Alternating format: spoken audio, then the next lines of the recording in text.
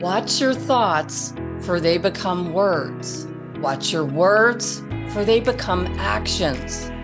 Watch your actions, for they become habits. Watch your habits, for they become character. And watch your character, for it becomes your destiny. And that's from Dr. Maiysha Clairborne's TEDx.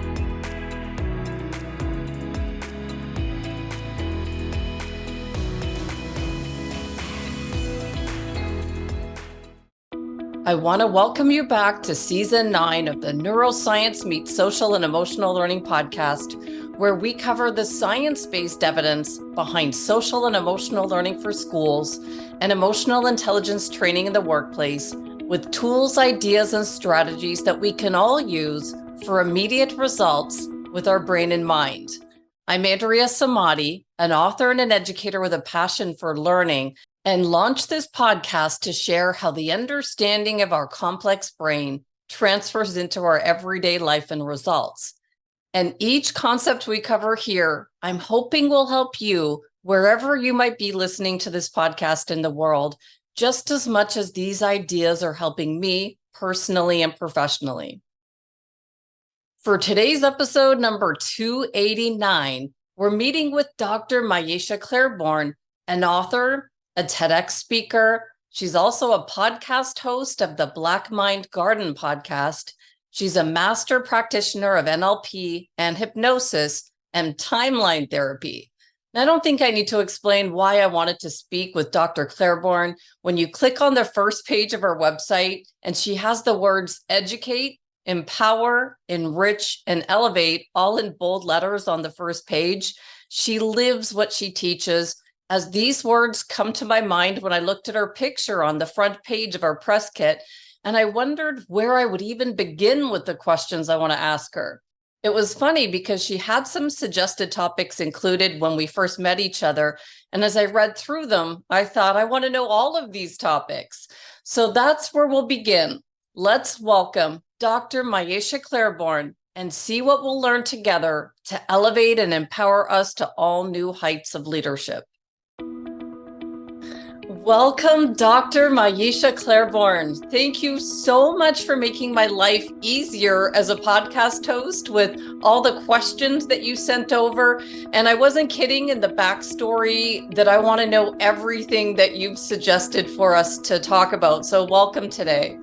Thank you so much for having me. I'm very excited for this conversation. I know. And look, we're matching. I know. And we didn't even do that on purpose. That's the amount of rapport that we already have. I'm not kidding. When I saw the note that came in to me, I just lit up because, you're talking about everything on your website that is congruent to what I'm talking about on the podcast, like educate, empower, lift us all up. So this is going to be exciting. Yes, indeed. So can you start out with a little bit of background for our listeners that takes us to where you are today, and maybe, catching them up with why I'm so excited to have you here. And you talk about educating, empowering, enriching, elevating others, and that tells a lot about who you are. Can you just explain the path to where you got to where you're doing this right now? Yeah, absolutely. Thanks for asking. So I'll start by saying my background training is in medicine. So I'm a family doctor by training. But I also, and this is something I recently discovered, is that I'm a teacher by heart. I am an educator. But I never would have thought that growing up, right? I'm the classic tested introvert, and I like being alone, and I was a loner in high school. But I've come to learn that where I light up the most when I am seeing the light bulb come on. So as a physician, when I was in practice, that was a lot of what I did. And one of the reasons I went into integrative medicine as a family doc was because I got to sit with the patients more and really educate and talk to them about their health and really empower them to be at the source of their health and their well-being. And that's what lit me up. And what I found was that a lot of what I was running into was mindset. like what the patient didn't believe that they could do around their diet, or patients' beliefs around what healthy eating had to be. And I spent a lot of time in my practice belief breaking. Right. And having a psychology undergraduate major, a psychology background, because I was always been fascinated with why people do the things that they do. Like Yes. why? What's the Yes. underlying motivation, you know? Gosh, this is my language. Yes, yes. And so that's what lit me up about being with patients. I mean, yeah, I mean the medicine is great. The you know, the integrated, the holistic part of it was really great. I did some acupuncture, but the thing that always lit me up was like, you know, educating patients and then seeing them come back to the next visit and be like, oh my God, I tried this and it was great, and having it make a difference. Right. So I think at the core of me, like I've always been that way. And then I have just transposed that throughout my career transitions. I always joke, I'm on like career 4 and I'm not even 50 yet. You know? Awesome. Awesome. I love it. This is so cool.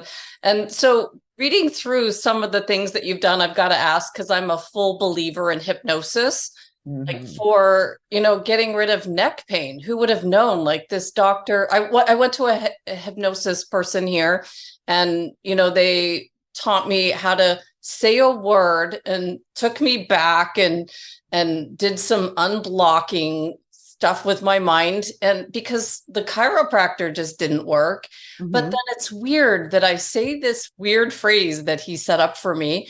I put my hand sometimes where it hurts and the pain goes away. I do it if I'm about to present.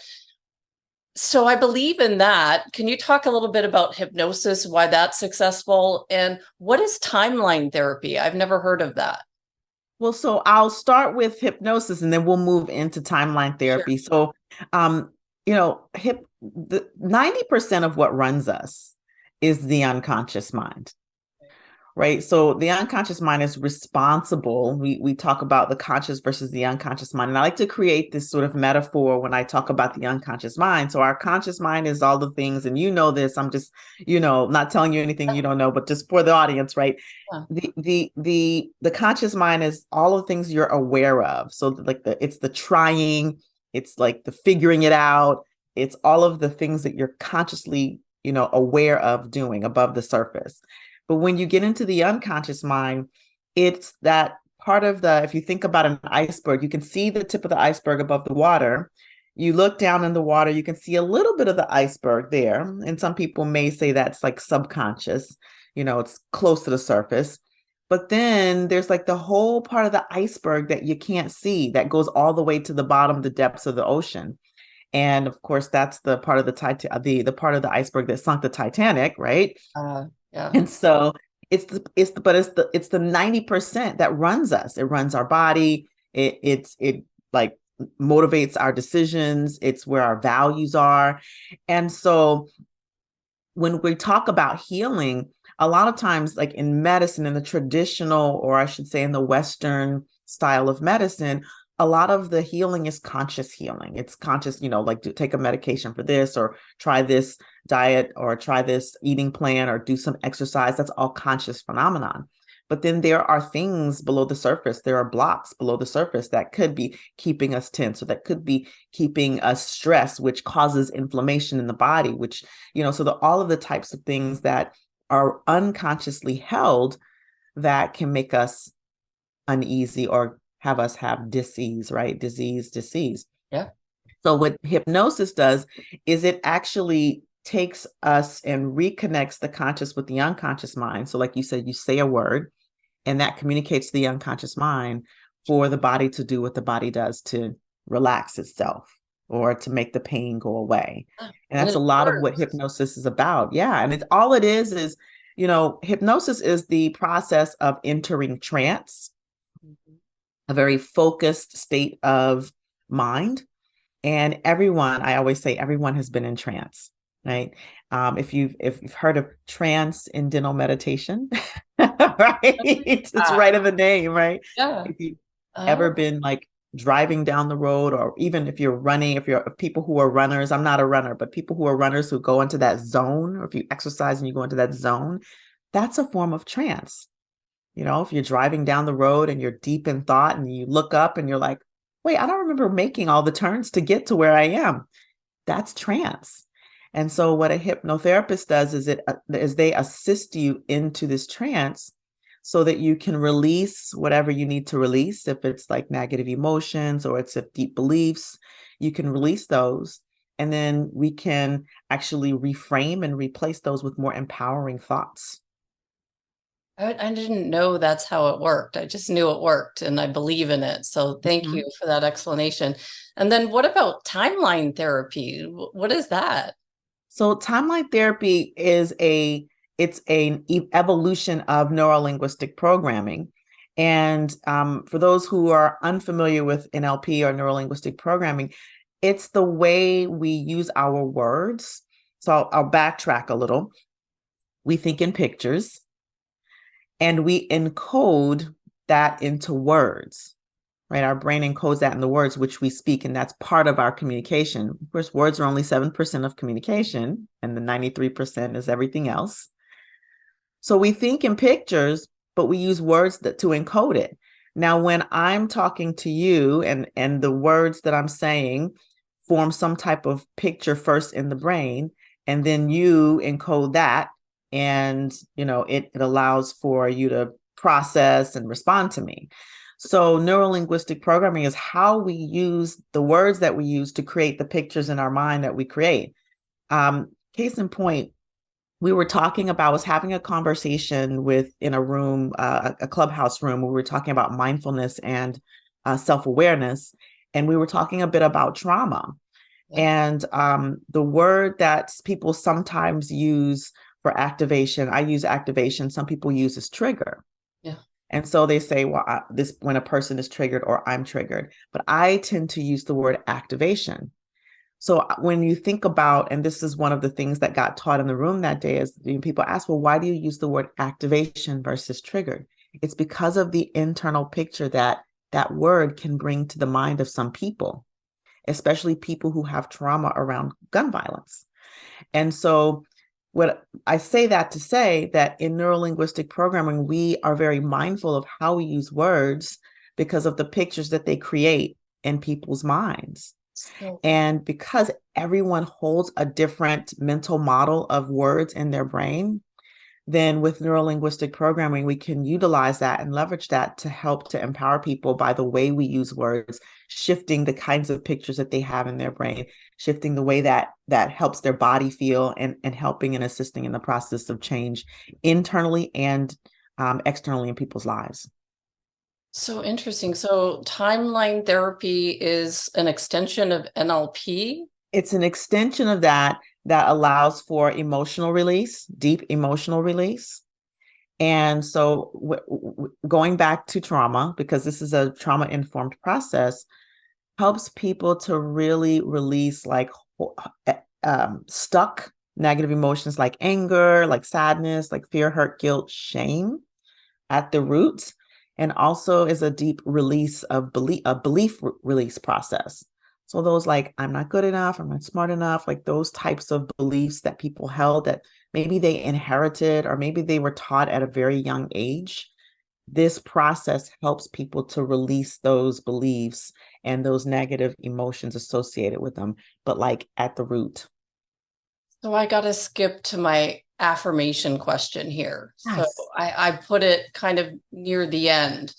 So I put it question 8, but I got to go to it now and I'll skip back up there. But it's been a few years since I used affirmations, but from what I'm hearing, there's a better way. And I'm hoping there is because, I knew in my late 20s that I moved to the US and I was scared, new country, what am I doing? All these fears and all these things you just said, we're all stuck. And so I had an affirmation that was created that I was to say every day until I believed it. And it took a few months until now I say it and I completely believe it. I'm 52 now. And so, hopefully I got these things over the years. Yeah. But what is a better way than saying these affirmations that in the beginning you're like, I don't believe this? Yeah. It really is getting to the root of the belief itself. Affirmations are great reminders, but when there's that unconscious block, like you said, you say it until you believe it, it takes a very long time Yeah. for you to believe it. Whereas if you go to the source of the belief, I always ask, like, when was the very first time that came up, that fear or whatever the belief that was there, then you can go and re-look at that. You can look at that from different angles and you can recontextualize it. So for example, maybe something that happened when you were 5, and it could be something small, like maybe it was you were playing with friends and something happened and you got embarrassed, or maybe you went to a new school and it felt very lonely, right? Something that happened at 5 looks very different for a 5-year-old than for a 45-year-old.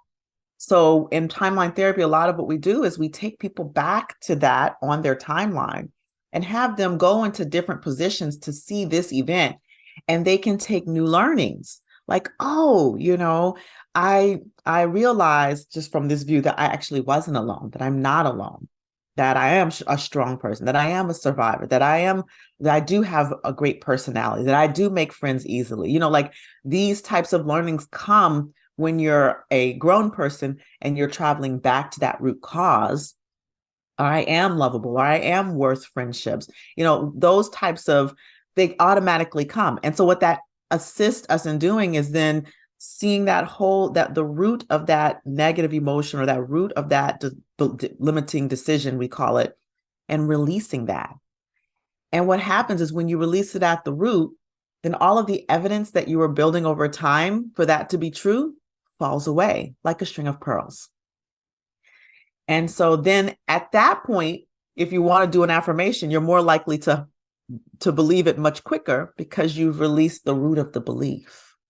Okay, this is powerful. Have you ever heard of NET therapy? So neuro-emotional therapy.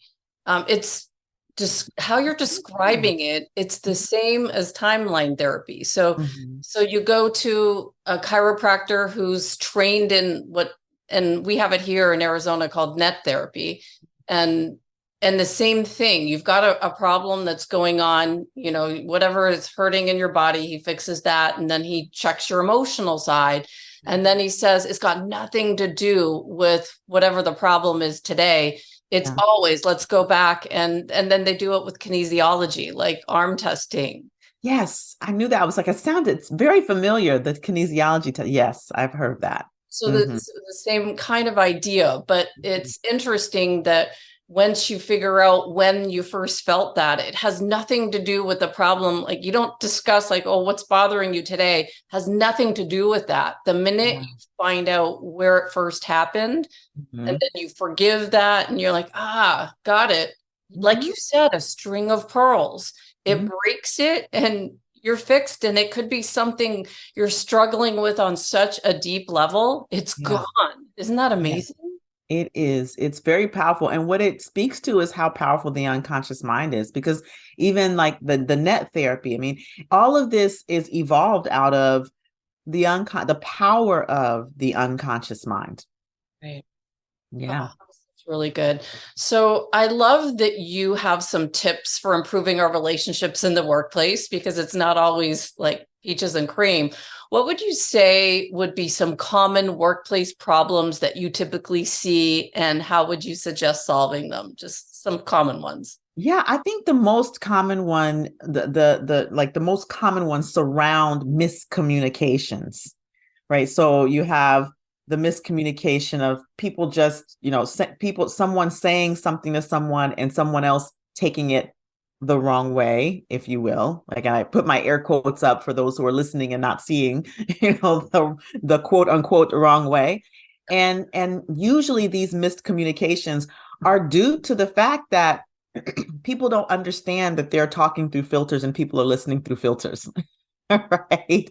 And so it's the foundation of a lot of what I speak about when I do introductory talks and things of that nature with organizations, is the fact that we all have these different filters that we listen through and we speak through. And so communication is the most common problem that I see. whether it's, someone thinks someone is acting to something, or, there's maybe some type of bias that's being spoken, that's very common. Whether there is, some type of sexist comment being made, we see that a lot.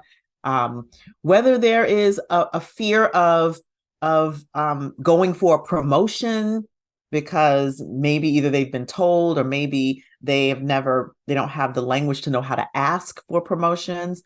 So with communication mishaps, here's what I say. Number one, we do have to understand that we listen through filters and we speak through filters. And the moment people get that, just that one point, it opens up a whole world of, oh, maybe you're not hearing what I'm saying, or maybe I'm not saying what I think I'm saying, or maybe let me put myself in someone else's shoes to think, to hear what they might be hearing that I'm saying, right? It just opens up a new awareness when we're willing to see, or willing to understand, that not everybody hears things the way we hear things and say things, right? So that's, I think, the first foundational thing that people can really get. And then there is a technique or an exercise that I like to use, and I think you allude to it in one of your questions. Yes, so the perception one. Yes, I was going to go skip number 2 and go straight there, because absolutely, because always when there's conflict with somebody, if you put yourself in someone else's shoes, it's a whole other world. And I know perception, it's seeing things beyond the 5 senses, right? Now we're going into our faculties of our mind for this. And I saw it in your TED Talk, and I thought, I've got to ask you about this, because you took it to a whole new level. I'm used to just going into someone else's shoes and going, what do they see that I'm missing? So what did I miss with that? Tell me your exercise, because you talk about many different views and perception. Yeah, so I call it, for when, it's called perceptual positions in the NLP world. What I like to call it is the 3 positions of listening, so that it makes it more relatable to people when I talk in organizations, when I talk on stages. But so the 3 positions of listening is, you're in, first of all, you're in your body. You're looking through your own eyes. Maybe you're going back to that time when you're having this conflict, or maybe you're in the conflict right now and you're in your body. This is position number 1, looking through your own eyes. Then you can step into position number 2. And it's interesting. I was doing I'm going to say the whole thing, but I was doing a half-day workshop just yesterday, from the day that we're recording. And someone asked the question, can you do this in the moment? So I'll speak to that in a moment. Can you do this while you're actually in conflict? And I say, yes, but it takes practice. It takes awareness. It takes intention. Because you're in the emotion of it. It's hard to step into someone's shoes when you're still in feeling the emotion, yourself, right? That's right. But what you have to do first is, before you step into someone else's shoes, you have to step out of position number 1. Right? Because you take that step back and you say, okay, let me go over here to position number 2 and step into their body, looking through their own eyes, seeing what they're seeing, hearing what they're hearing, and feeling the feelings they might be feeling, right? And then you have to step out of position number 2. And the third position, perhaps one of the most valuable positions, is the observer perspective. So you can fly up above the 2 in your mind, as if you're a fly on the wall, and you're looking down. It's like you're looking down on position number 1 and number 2. And then what happens is you can see the entire dynamic. You can see the bigger picture. And it's very valuable. Now, what I found is, when I've shared this with people, some people find it more easier to step into position number 2. And some people actually find it easier to step into position number 3 first. It really doesn't matter which position you go into first. The point is to get out of your own view and to take another view, and to take both other views, because each view is valuable. The big picture is valuable. And the second position, the position through the other person's eyes, is also valuable. And at the very end, you come back into your own view and notice what's different about that view. It's a very powerful exercise. It really is. I think any conflict can be solved that way, because you understand something from a different point of view. Yeah. And what I say is that perhaps the conflict in the moment may not be solved, but what it does is it opens up the conversation for resolution. So some people think, it is like sort of this magic conflict resolution tool. And in some cases, it does resolve the conflict immediately. But in some cases, it the people, two people may not agree, period. But what it does is it does open up the conversation for, okay, this dynamic is not working. This interaction right now is not working. So now how can we both take a step back so that we can communicate in ways that are not harmful to each other, right? And in that way, you can move towards a common value or a common goal. And that's sort of like a way of resolution, even if you don't agree on the actual thing that you're talking about. No, I love it. I love it. And that's something that now I'm going to use, that the observer point moving forward, because I saw it in your TED Talk and it lit up for me, because I love perception and seeing things from someone else's point of view, but I never thought of going above and seeing the big picture. So this is very helpful. Yeah, I'm glad. Thank you. And so number two, my question for you, we've already kind of talked about it's getting to the root of our doubts and fears. I think we really dove into that with your timeline therapy, hypnosis. I think you gave a full explanation. Did you have anything else to say on, really using that to become better versions of ourselves? Like, just moving forward in our lives, they come up all the time for me, at least, and I see it with friends of mine. They say, I'd really like to do this, but I have these doubts and fears. How do we keep improving ourselves with this awareness? I think the awareness that, I don't know if you've seen Shrek. Oh, I haven't seen Shrek. Okay, so it's the animated cartoon that it talks about like us being onions, layers are coming in layers, right? We come in layers. And when we heal one layer, we peel back another, and there's always more layers to heal. And I think when we understand that personal development is sort of this mountain with no top, and to be in acceptance of that we understand that we may heal one belief, one limiting belief, and then there may be more underneath that. And so that's why these processes are powerful, because they can peel back those layers of, of trauma, of hurt, of pain, and you release those. And then, if something else comes up from the surface, when the unconscious mind is ready to resolve it, because that's what happens when the unconscious mind is ready to resolve that pain, or ready to resolve that belief. The unconscious mind wants to protect us. That's why it keeps us breathing when we sleep. That's why it keeps our heart beating when we're not thinking about it, because it wants us to thrive. And so when things come up for us, when we're in those stuck places, it really means that our unconscious mind is ready for us to resolve it.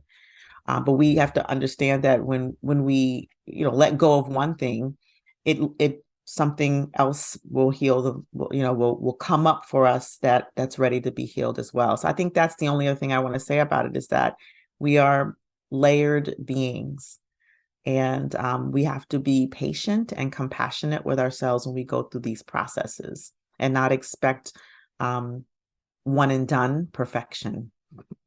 For sure. This is helpful. And it kind of goes to my thoughts about beliefs. So just thinking, I take myself back to the late 90s with some of my beliefs around diet and exercise. I would never have eaten butter in the 90s. It would have been like on the table. I'd be like, no, butter makes you fat. That was my belief. I really believed it. And we learned how fat calories were like 9 times more than regular calories. It was Right. cross it off. I'm not ever eating butter. And now I eat fat, and I don't think I am fat, but I eat fat. And that was a belief change. Like I remember the first time putting butter on something and thinking, what's going to happen to me? And nothing did. I've trusted in this trainer that was using butter as energy. Yeah. And it was a huge belief change for me. And so we talk about paradigms and changing paradigms.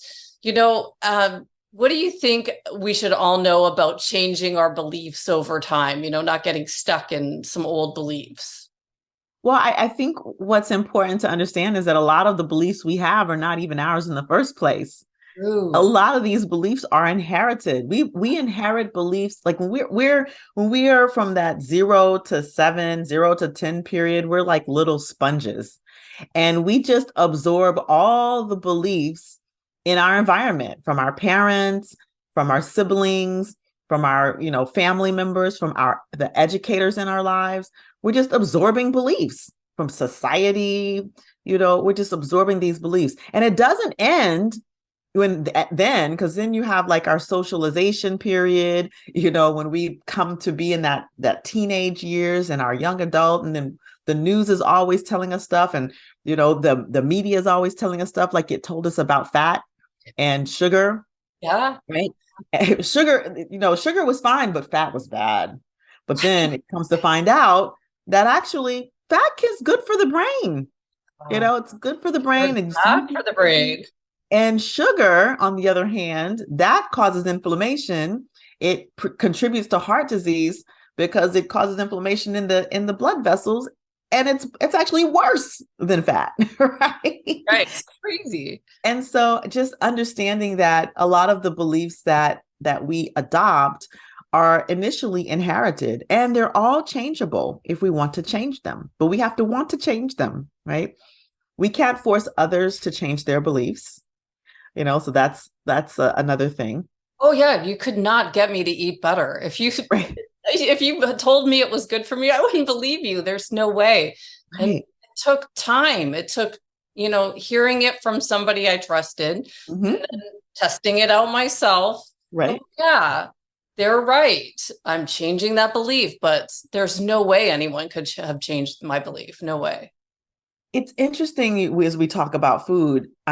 When I was still working in clinical medicine, a lot of the conversations I had, and I'm in Atlanta, Georgia, so I'm in the Southeast region. And I grew up in Huntsville, Alabama. So in the South, we grew up eating very rich food. We ate lots of butter. Butter is so good. And so a lot of the belief breaking that I did was around healthy eating being bland or boring, right? Or healthy healthy food only being salads. Yeah. And no and dressing. so broccoli and salads and with no butter, right, or no seasoning. And it couldn't be further from the truth. And so it was very fun to be able to give people these recipes that would make their food that they're used to eating, like say if it was, greens, or whether if it was, chicken, or if it was, like instead of fried, maybe baked, if it was, pork chops, maybe like in the oven rather than fried pork chop, like things of that nature, like how to make them healthier, instead of using, butter, maybe using a spread. Yeah. So these types of things. And then just by them being willing, because, people have to be willing to believe something else. Then, and also even like, I'll give you an example. I'm in the yoga community here, and we had a potluck. And so like when you go to people's potlucks and you taste things that you think are decadent, which there were brownies, and I love chocolate. Me too. And they were actually black bean brownies. And I ate the brownies with in the brownie mix, something that you don't expect, right? Yeah, right. And so I ate these brownies that were made from black beans, and I didn't know that they were black bean brownies. And one of my yoga instructors was like, "Oh yeah, I made those. Those are black bean brownies." And they were delicious. They taste like the regular flour fatty brownies, but they were healthy. Wow. And so when I could tell that story, so I use metaphor a lot of times to belief break. Like we talk about belief breaking, how do you release or loosen the grip on people's beliefs is by storytelling. And so just to your point about food is that when we're willing to try new things, whether it's in the realm of eating or whether it's in the realm of exercise or whether it's in the realm of our career, then that's assist us in shifting belief as well. It's really deep, and I'm loving every second of it. And I want to go now to resistance. So because you're saying you got to want to do something different. But what if I'm resisting when someone says, try it this way, and I want to try something new, but it's kind of far off from what I know I'm used to doing? How can we better navigate resistance so we can grow and get new ideas? I think what we have to do when we come upon resistance, and I'll speak about when we come on in ourselves and when we come with others as well, because I'm a parent, and so oftentimes resistance is everywhere. My son is like, no, and I don't want to. How old is your son? He's 8. He's Okay. 8. Yeah, so he's in that autonomy stage. Like this morning, uh he was like, I said, Delson, did you eat breakfast? I'm not hungry. Yep. And every fiber in my being, I'm a parent that grows up in the world of breakfast is the most important meal of the day. And so every fiber of my being wanted to say, eat breakfast. But I just said, you know what? He's not going to starve by not eating breakfast. He wants agency. So I said, all right, time to get in the car and go. So the resistance, right? So when we really understand what's behind the resistance. So when you're resisting something and it's often useful to talk this out with someone as well, because a lot of times we try to figure it out in our head, but we have these blind spots, right? We have all of these blind spots. And so we can't always figure it out alone. And I think that's probably one of the most important things that if the audience takes away anything, it's like we need to do this work in community and with other people, because we can't figure it out on our own. Like if left to our own devices, good luck. Right? So whenever you have resistance, the investigation or the curiosity is, why? What is it that's having me resist? Is it some fear? And if there is fear, what is the fear specifically of? Right? What is it specifically about? And keep digging into that why. And then, of course, it's like, when's the very first time that happened? Right? Because once you get to the what it actually is, what the fear is, and when's the first time you had that fear, and what was going on during that time, and how have things changed since then? And so that's what I recommend in terms of resistance. And if we're working with someone else, if we're talking with someone else, we want to think about what could be the root of their resistance and ask them. Like, okay, I sense some when I coach my clients, and I get this, of course, clients come to me to be pushed outside of their comfort zone. So that's what I'm always doing, is pushing them outside of their comfort zone, with what they say they want in their life. And so when I come up on some really big resistance, there's always going to be a little resistance. But when I come up on some big resistance, we stop and we say, okay, now where's that coming from? What's behind that? What are you afraid that's going to happen or not happen? And that's kind of how I navigate resistance, is really getting to the root of it. One of the reasons I went into family medicine was because there's a lot of root cause talk. And one of the reasons that I transitioned in family medicine to holistic or to integrative medicine is because a lot of what we deal with is getting to the root cause of disease.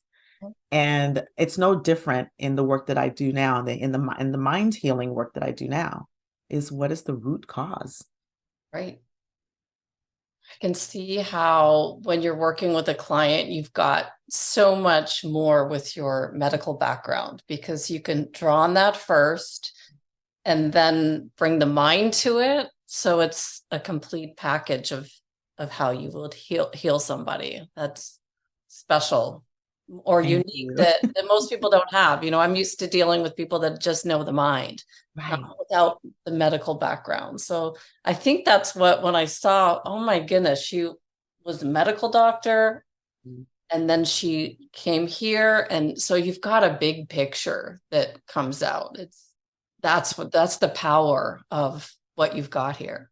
Thank you. I appreciate you saying that. I mean, it is I I don't often, when I think about the work that I do, I just do the work, and it's not often I think about all that I'm bringing into it, the psychology background and the medical background, and then this additional training, and I'm always expanding myself and training, which is why I do the work in trauma, because I feel like there's a lot that we don't talk about that the trauma has influenced us, different traumas that have influenced us.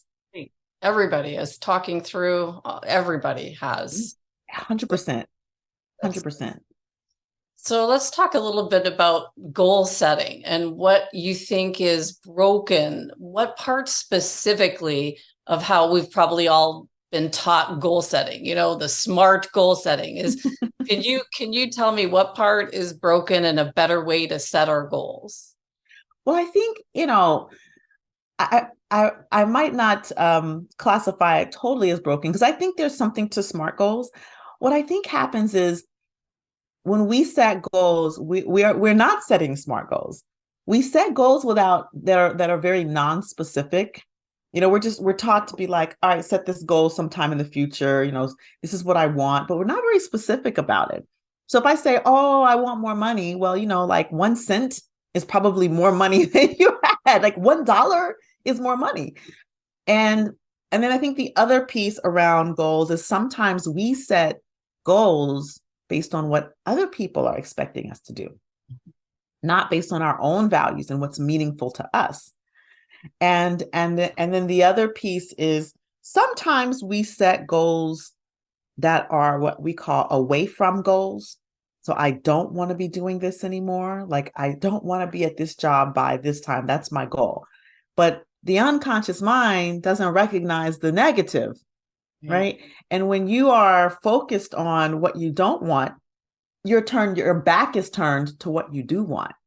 And a lot of times people don't know what they want. Exactly. Yeah. This huge exercise I learned exactly with that. Maybe let's just say more than 10 years ago, I was working at a desk job in a cubicle, and I couldn't stand it. It was like I was confined in this cubicle. And as all I could think about was, this isn't working for me on many levels. Like I needed to be exercising outside at lunch in order to sit in this environment. It was stifling to me. And I had someone take me through an exercise of write out all the things I did want in my work environment, because I could only see what I didn't want. And it was powerful. Just on the other side of the paper, right? Well, I'd like to work from home so that I could exercise early morning. I don't mind sitting at a desk for 12, 15 hours, as long as I can get exercise in there, but don't enclose me in walls. Right. High walls up high, I couldn't breathe. It was stifling. So that exercise, just what you said, you've got to be able to see what you do want, right? Yeah, absolutely. So when we talk about SMART goals, so when I do my trainings with my NLP coach trainings, where we talk about SMART goals, and we go through the SMART acronym, and it's a little bit different it's a little bit nuanced. It's not different, but it's a little nuanced from like the traditional SMART goals: specific, measurable, achievable, realistic, and timed, right? So the general is there, but we nuance a little bit. So the S is specific, but it's also simple. Because a lot of times we do goals in compound sentences. Well, I want this and this and this, and I want this and this and this and this and this, and the unconscious mind is like, blah. Right? It's like my writing. I never end. I'm like, right. What's the end of this? Or like you have this like narrative, like I've seen people, it's one goal, but it's like this long, superfluous narrative of the one goal. It's like, make it simple, right? And then the M is measurable. So specific and measurable go together. And then the other M the other M is meaningful. meaningful to you, Oh, right? So this goes into this not setting a goal that is for someone else, because setting a goal for someone else is not sustainable, right? And if it's not completely meaningful to you, or based on what society says, or based on what you think you should do, right? These are not reasons to set goals, right? What's meaningful to you. And then the A, which most people say achievable, we add in there actionable, right? So actionable goals. Um, the distinction here is you have to actually take action in order to get the goal, yeah, right. rather than just being passive, sitting on the couch waiting for something to fall in your lap. Huge action. Right. I'm going to win the lottery. That's not a goal. That's not actionable. Really funny because I was actually at I used to work for a speaker back in the late 90s, and I was at an event and he was talking about all of this taking action, and someone did raise their hand and say, what do you think about winning the lottery? He said exactly like this was really something he said. He's like, yeah, no, that's not what I'm talking about here. Right. That's not a goal for me, and then responsible. So realistic, responsible is the second R inside of the SMART. And responsible just means like, how's it going to impact other areas of your life, right? Ecological. How does it impact other areas of your life? And can you live with that impact, right? How's it going to impact other people's lives? And can you live with that impact? So responsible. And then timed, but also toward what you want, as we talked about earlier. So that's the nuance of SMART goals. And I think a lot of times when we start to really look at, we talk about in my trainings, the keys to achievable outcomes. One of those is, what do you want specifically? Where do you have now? And then how do you know when you have what you want? What does it look like? What will you see, hear, feel, smell, taste when you have what you want?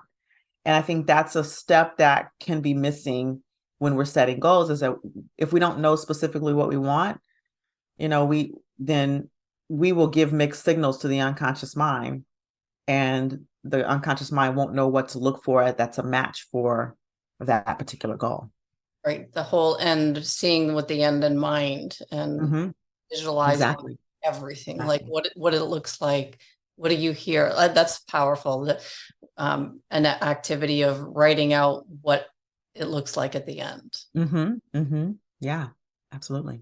And then this takes me to finding the balance between celebrating your wins and staying focused. Because let's just say, you get a small win along the way. I'm always talking about the importance of integrating those wins. And sometimes I forget myself, like, wow, look how far we've come with the podcast even. We're almost at episode 300. I've almost done this like 300 times. Congratulations. That's amazing. Thank you. I know you do podcasting too, right? Yes. So that's why your questions were so thorough for me. But what do you think we should know about, celebrating where we are, but also staying focused, because we can't celebrate too long? Yeah, I think, the good thing is when we have a goal and we're always moving toward that goal. I think probably more of the problem that people have is celebrating the small wins than anything else, right? Yeah. And so I think it's very important to set mile markers on which you'll celebrate on the way to the goal. And actually intentionally set those. Like, if the goal is a certain amount of income, say maybe the goal, your business is to make, I don't know, $300,000. And you say, okay, when I make my first $50,000, I'm going to do this for myself. Maybe it's go get a massage. I'm a woman, so I'm talking about massages and nails and stuff like that, right? Yeah. Maybe it's if you're a guy, it's, I'm gonna go treat myself to a couple of rounds of golf with the buddies, or, whatever, go on a boys trip. When I make my first 200,000, I'm going to go on a boys trip or whatever, take the family on vacation. Set these mile markers for yourself, and so that you you are celebrating, you're intentionally celebrating, but you still have the goal in mind. I think the other thing, though, is when we reach that goal, oftentimes we reach the goal and we're like, plant our flag, I have arrived. Right. Right. And when we Never, think about, never the end. right, never the end. And so it's like, okay, celebrate the goal when you reach the goal. And then like look to the future, like, oh, what's the next level that I can impact, that I can make a meaningful difference. But you still do want to stop and celebrate and enjoy. And it is, there is that balance, like you said, that you want to celebrate and enjoy and allow yourself to be acknowledged and celebrated by others. And then you're looking to, okay, what's the next level of impact that I want to make? And if you think of it that way, then it's not just some driven, meaningless goal, right? So that's sort of my take on, the balance between celebration and staying focused. So now we're coming up for the hour mark, and I could stay here all morning with you. This is fascinating. I could just keep asking you questions and add on some more from what you're saying here. I'm loving every second of this. But Dr. Clairborne, what programs and services do you offer? If people go to your website, is that the best place? I found a few different ones. Is it mindremappingacademy.com? That's the best place for people to go. And what do you offer there? Well, so a couple of different things. I do some one-on-one work. And so if someone is stuck and they want to move past the stuck point, then you can, right on the website, you can reach out. There are ways that you can book calls with me. You can book a free discovery call with me and we can talk through what might that look like. If you're interested in learning about these tools to be able to use them in your life, then I do run NLP coach certifications up to master level coach. So if you're thinking, oh, you know what, I want to be able to use this, whether you're going to actually coach or whether you want to take it to your organization as a leader and maybe a coach inside of an organization, then you can contact me right on the website, schedule an interest call. And then finally, I do speak for organizations. I do work. I teach trauma-informed communication. I do work in the anti-racism, anti-oppression space. And so we talk about unconscious bias and we work with organizations in that capacity for both training and consulting. So all of this is available on the website. You can reach directly out to me. If you want to connect with me on LinkedIn, I'm on LinkedIn a lot. So those of you who are listening and you're thinking, oh, maybe I want to bring her into my organization, LinkedIn is a great way to kind of get a feel for who I am and what I do and my speaking and who I've worked with. And then finally, I have a podcast called The Black Mind Garden. And if you want to know more about this, you want to learn more about how this work is applicable in all areas of life. And we talked a lot about the workplace today. We talked about personal growth and development, but I'm very passionate about this work as a parent and how this work impacts our children and how this work can really change the conversation for the next generation of children and make them more resilient and more emotionally intelligent and fluent. So I talk a lot about that on the podcast as well. So it's called The Black Mind Garden, and it is available on Spotify and Apple and all your favorite podcast platforms. So if there's one action step that I would say, that would be go join and listen to the podcast and learn all the things that you can learn, and then reach out to me when you're ready for me. I'm in whatever capacity I'm here. This has been great, Dr. Clairborne. And I put all the links to follow you in the show notes. You're everywhere. There's not one place that you aren't. You're Pinterest, website, Facebook, and yeah, you are on LinkedIn. Thank goodness, because I'm on LinkedIn a lot, and that's where a lot of people send me messages. So definitely, I'll put all these links in the show notes for people to follow you. But is there anything as we close out here that you think we've missed or that we haven't touched upon that's important just to close out with? What would be some of your final thoughts for our listeners? I think the biggest thing that I like for my listeners to take away is that you are the author of your life, and anything that you want, you can create. Anything that you want, you can achieve. And it's a matter of looking at where those blocks are and being willing to tackle those head on, and to be able to work with either yourself, a therapist, just someone who can help you to move past those blocks. Journaling, whatever tools that you have, work with those to be able to really understand and get that you're the author of your life and you're at the source of it and you have choices. And I think that's the most important thing. Dr. Clairborne, I want to thank you so much for taking the time to come on the podcast today and sharing your years of knowledge that goes into medicine and into the mind work you do, and all the tools that you have to help empower us to improve ourselves at home, in the workplace. And I just want to thank you so much for your time today. Thank you, Andrea. Thank you for having me. It's been such a pleasure to be here. And I love the conversation. Thank you. And I look forward to following you along the way, and have a wonderful Friday and rest of your weekend. You too. And I look forward to keeping in touch. Absolutely.